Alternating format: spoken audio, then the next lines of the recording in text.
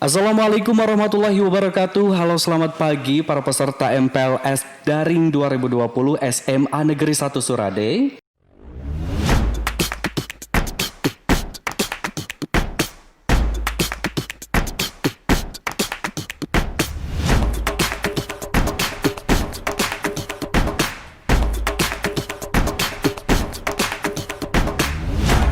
Selamat menyaksikan. Assalamualaikum warahmatullahi wabarakatuh. Perkenalkan, nama saya Edi Mulyadi,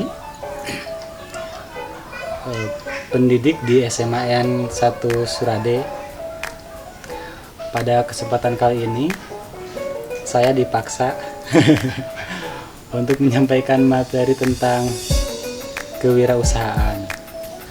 Walaupun sebetulnya Bapak juga sama seperti yang lain, belajar tentang kewirausahaan. Sedikit mungkin saya sampaikan tentang kewirausahaan. Kalau kaitannya dengan kewirausahaan itu artinya kita menciptakan sebuah usaha, apapun itu jenisnya, tapi usaha tersebut bisa menghasilkan. Nah, seperti itu. Kalau saya pribadi atau Bapak pribadi, wirausaha itu startnya lebih dari hobi. Kenapa dari hobi? Karena wirausaha dari hobi itu nggak kerasa capek, tapi hasilnya akan lebih baik karena kita mengerjakannya dengan senang dan bahagia. Itu tentang kewirausahaan menurut Bapak. Terima kasih. Pak Edi Mulyadi, perkenalkan dulu, sebelumnya saya adalah Fikri Ewan Hasli, ya kameramen sebenarnya, tapi di belakang kamera. Tapi karena ini konsepnya bukan seperti video lainnya, maka sedikit berbeda. Enjoy. Ya, kita enjoy saja, karena materinya beda ini, bukan materi-materi yang sifatnya terlalu formal. Ini lebih ke arah, kalau tadi kata Pak Edi itu ya mah, katanya hobi. Kalau dari hobi awalnya semua jadi asik. Nah, Pak Edi Mulyadi sudah berapa lama melaksanakan sebuah usaha? Bukan sebuah usaha malah, ini banyak usahanya Pak Edi Mulyadi, nanti kita akan tampilkan. Belajar ya Om ya? Iya. Belajar. Sebetulnya saya sudah beberapa kali mencoba berwirausaha, termotivasi juga karena di sekolah ada mata pelajaran prakarya seperti itu. Banyak yang sudah saya coba, artinya wirausaha yang cocok dengan kegiatan sehari-hari, artinya saya bisa mengajar, tapi di samping itu saya punya wirausaha. Tapi wirausahanya menyenangkan dan meyakinkan, itu Pak Fikri. Oh, jadi Pak Edi, kalau wirausaha itu nggak harus fokus di bidang itu aja berarti Pak ya? Bisa sambil kerja yang lain ya Pak? Iya, wirausaha itu boleh. Emang bagusnya fokus sih. Tapi secara pribadi, karena saya sibuk di sekolah, nah untuk mencari tambahan dan membangun motivasi wirausaha diri sendiri, saya mencoba untuk berwirausaha. Mungkin sekarang yang saya jalani adalah aglonema ini Pak Fitri. Aglonema ini ada yang di belakang nih. Oke, aglonema itu apa Pak Edi? Menurut saya ya, aglonema itu tanaman hias daun. Tanaman hias daun. Kita zoom sedikit Pak Edi ya, ke tanaman hias yang ada di sini.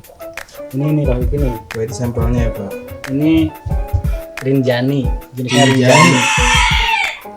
Ini sudah induk, nanti akan saya jelaskan. Rinjani. Oke, rinjani. Memang buat para cowok mungkin kelihatannya seperti ibu-ibu, tapi jangan salah, aglonema itu penggemarnya kebanyakan laki-laki dibanding perempuan. Kalau nanti terjun di dunia aglonema, para siswa atau penggemar itu akan tahu, biasanya perempuan itu berani harga beli paling sampai 300.000, 400.000. Kalau laki-laki itu beli aglonema bisa bayar satu tanaman seperti ini tuh 15 juta satu pohon. Wow, Seperti itu. wah, nggak nyangka harganya ternyata tinggi sekali Pak. Lumayan Om. Saya kalau berbicara uang pasti menggiurkan sekali untuk aglonema. Nanti akan coba saya jelaskan ya. Untuk aglonema, perawatannya mudah, tapi penghasilannya luar biasa menurut saya. Makanya kenapa aglonema ini saya ambil untuk wirausaha saya di rumah seperti itu. Mungkin Pak Fikri bisa shoot di sana, Oke, ada bisa. beberapa lah. Oke, Pak Edi bisa coba sambil jalan-jalan. Pak Edi kita lihat bagaimana agronema yang ada di sini.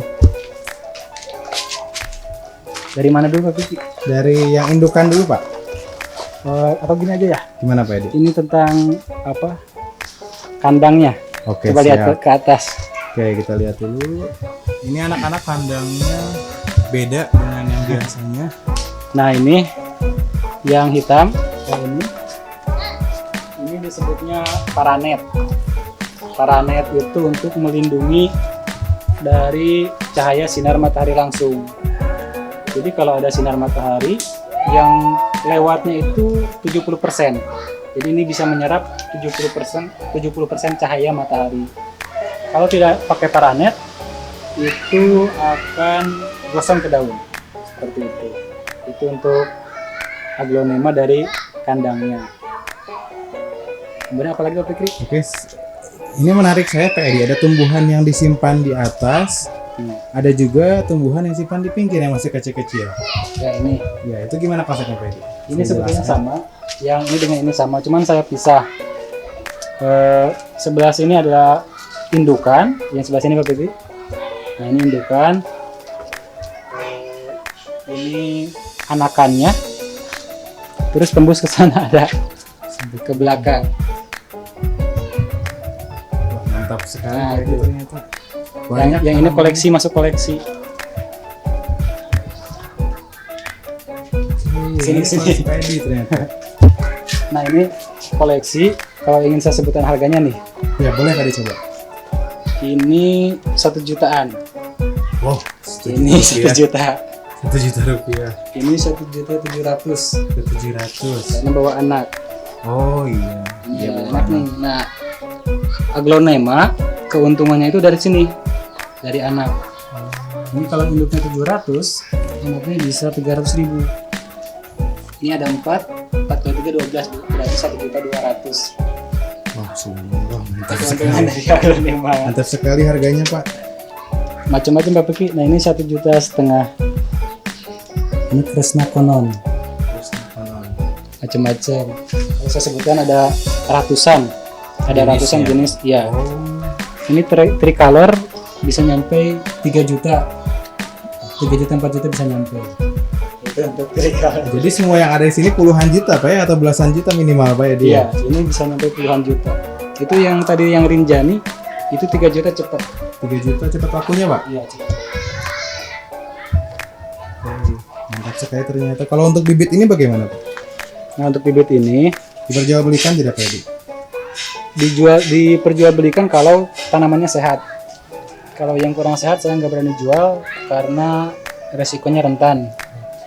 Kita jaga nama baik juga. Artinya kalau yang sudah siap jual kita jual, yang sakit kita nggak akan jual seperti itu. Itu untuk aglonema. Oke, kalau dilihat-lihat ini Pak Edi lumayan sukses dalam berjual beli aglonema. Enggak dalam juga usaha Pak Fikri, bidang ini. belajar. Ya, masih Sama belajar, belajar. tapi tipsnya apa itu Pak Edi biar bisa mencapai sampai tahap seperti ini? Ini pasti bertahap Pak Edi ya, nggak Iya. langsung tiba-tiba seperti ini kan? Sampai jalan ke sini Pak Ya, Fikri, boleh Pak Edi. biar nggak bosan. Nah ini hasil cacahan atau pisah. Saya akan ambil contoh meraba ini. Siap.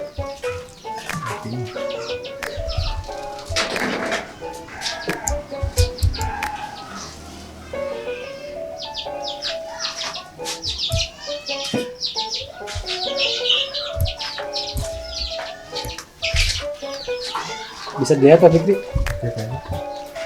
Nah ini adalah bonggol, dipotong dari induk nanti keluar tunas.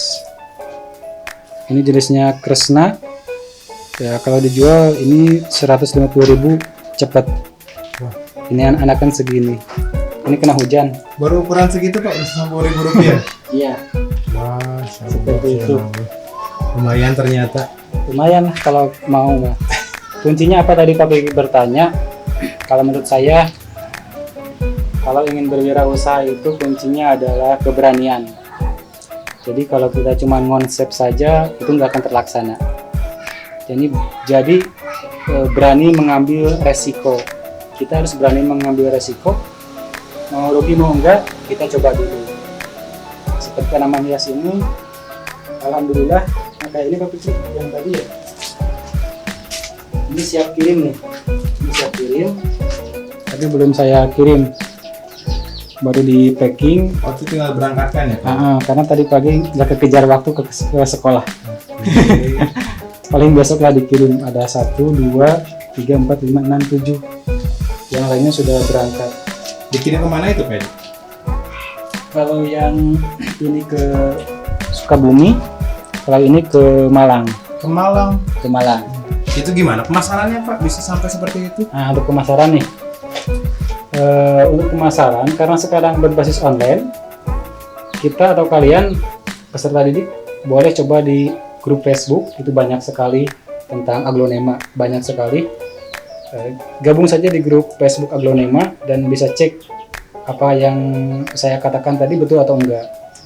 Jadi aglonema itu dari harga 10.000 sampai 30 juta, 50 juta ada.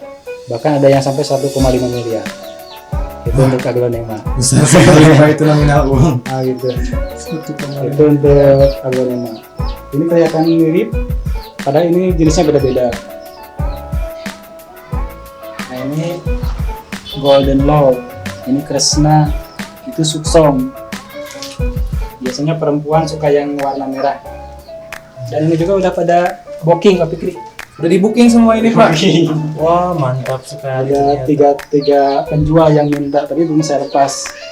Oh jadi Pak Edi itu sekarang sebagai penjual atau sebagai bandar penjual ya sebenarnya? Ya, yang namanya bisnis gini Pak Fikri.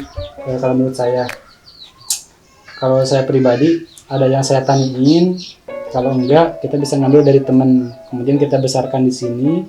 Kalau sudah siap jual, kita jual kembali seperti itu.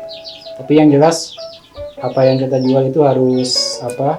Harus sehat, harus baik. Jangan sekali-kali jual tanaman atau barang yang tidak baik seperti itu.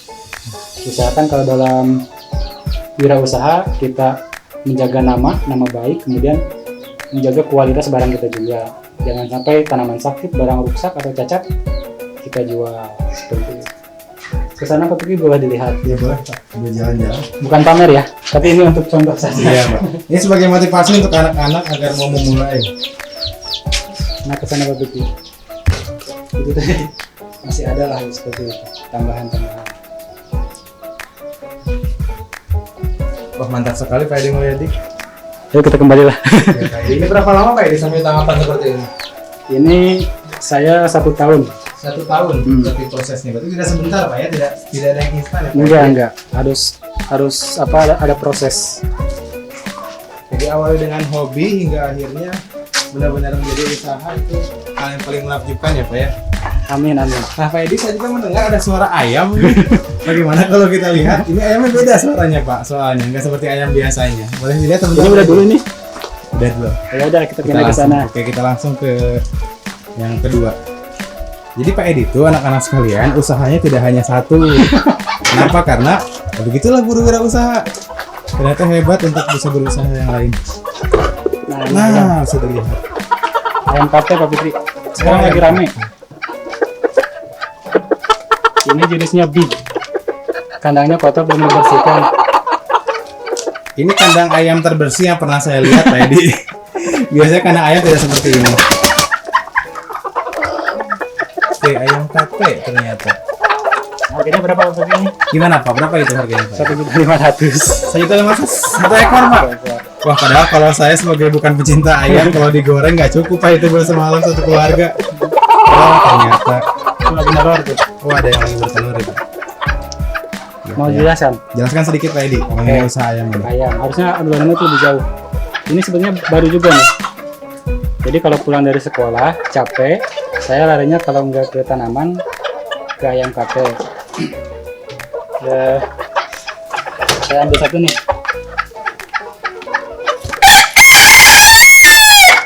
Wah suaranya merdu.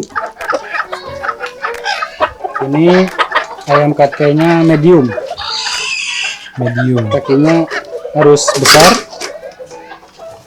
Ayam. Ya. Kemudian pendek, warnanya kuning. Jengger harus besar. botak karena sudah tua. Nah, Berapa ini tahun tuh Pak di usianya? ini 5 tahun nyampe. Wah, ayam ini. Mantap sekali usia ayam ternyata. Sekarang lagi rame grup ayam kate dan harganya lumayan. Yang kecil itu nyampe 300.000 paling murah. Yang kecil baru anakan Pak Kecil. Edi? Yang Nah, belum baru berapa netas. bulan? Baru menetas? Baru netas. Masya Allah. Ada juga sih yang harga 50 tapi itu mah ayam katanya ayam kate kampung. Oh, Kalau ini udah hasil sortir. Jadi pilihan. Jadi begitu anak-anak, ternyata dari usaha ayam yang kalian makan tiap hari itu ada ayam yang harganya berjuta-juta.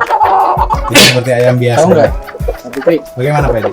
ayam kata itu yang sekarang menguasai itu yang saya tahu itu Jogja. Yogyakarta? Yogyakarta. Jadi ini juga ada yang dikirim dari Jogja. Dikirimnya via bus yang dari Sukabumi, dari Sukabumi adalah yang jemput. Jadi saya pikir kenapa kita harus ngambil ke Jogja? Orang Indonesia itu ngambil ke Thailand. Orang Indonesia itu ngambil ke Thailand. Termasuk aglonema. Aglonema itu orang Indonesia ngambil barangnya ke Thailand. Jadi Indonesia yang begitu luas kalah dengan Thailand. Sekarang aglonema lagi mahal. Yang tadinya harga 100 itu bisa nyampe 300, 500. Karena aglonema dari Thailand itu impornya masuk barang ke kita itu bukan impor, ekspor berarti ya. Tapi Iya Pak. yang masuk ke kita itu tersendat karena efek COVID. Barang gak masuk, akhirnya harganya bisa naik. Jadi peminatnya banyak, barangnya nggak ada, harganya bisa melambung seperti itu. Yang saya pikir gini, kalau misalkan kita masih mengimpor barang dari luar, berarti kita masih kekurangan. Jadi jangan khawatir, misalkan ayam kate atau aglonema itu harganya jatuh. Selagi kita mengambil barang dari luar negeri, berarti kita masih kekurangan barang dan peminatnya masih banyak. Saya ngambil di Surade, kenapa aglonema?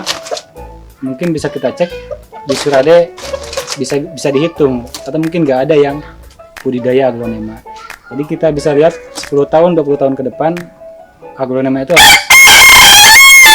harus rame, harus banyak di kita. Salah satu pelopor aglonema Indonesia itu adalah Pak Greg Hambali. Dia salah satu maestro lah istilahnya yang mengembangkan aglonema sampai bisa mendunia. Jadi harganya sampai puluhan juta, ratusan juta. Itu hasil karya Pak Greg. Saya harapkan anak-anak peserta didik bukan hanya di aglonema atau ayam kate, bisa lah jenis-jenis lain mencoba belajar berwirausaha. Artinya sambil belajar, sambil kita belajar berwirausaha juga. Jangan sampai ketika keluar dari SMA kita tidak punya keahlian, tidak punya kemampuan juga. Itu mungkin topik tentang kewirausahaan. Yang harus dicatat, sampai sekarang juga saya masih tetap belajar. Jadi artinya teman-teman saya ini bukan hanya dari sambil geser. Pindah Pak Edi. Bukan hanya dari Sukabumi, tapi ada yang dari Jogja, Sumatera, Lampung, intinya seluruh Indonesia lah. Mereka meminta barang-barang ini. Kalaupun misalkan nanti teman-teman ataupun peserta didik bingung menjual ini, kalau nanti sudah jalan, bisa bekerja sama dengan saya untuk pemasaran dan yang lainnya seperti itu. Wah, tapi bisa dicoba anak-anak Pak Edi ya untuk memulai usaha seperti ini. Ya, yang penting kita jangan pernah berhenti untuk belajar. Saya nggak ada gurunya, saya belajar otodidak, belajar dari YouTube, belajar juga dari teman-teman secara online. Bahkan saya kunjungan ke Bogor, Sukabumi untuk mempelajari tentang aglonema seperti itu. Berarti harus tekun Pak Edi ya? Ya, dan alhamdulillah sekarang saya capek sekali.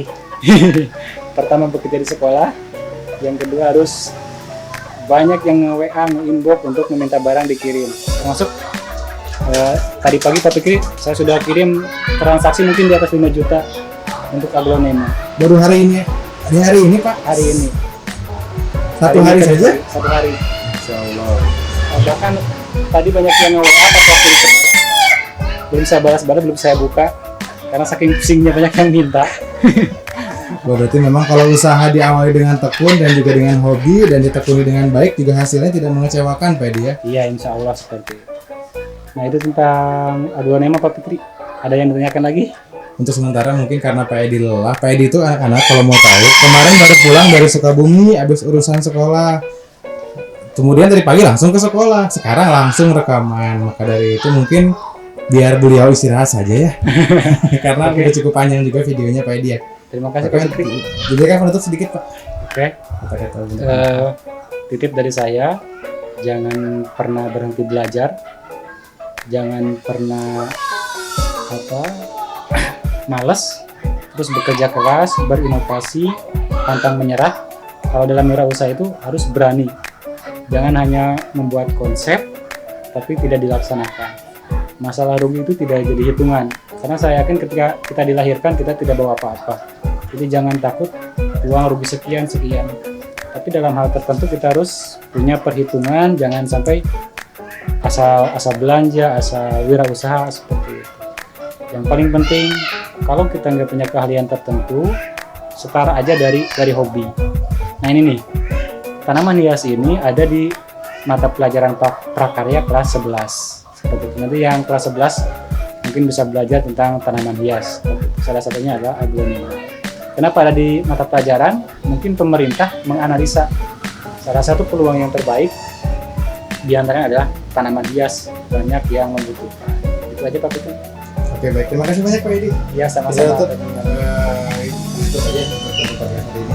Terima kasih banyak. Kita tutup sekarang. Terima kasih telah mendengarkan materi yang telah disampaikan. Semoga dapat bermanfaat bagi kita semuanya. Dan jangan lupa untuk merangkum setiap materi yang telah disampaikan dan dirangkum dalam buku khusus MPLS Daring 2020 yang nantinya akan dikumpulkan pada hari dan jadwal yang telah ditentukan.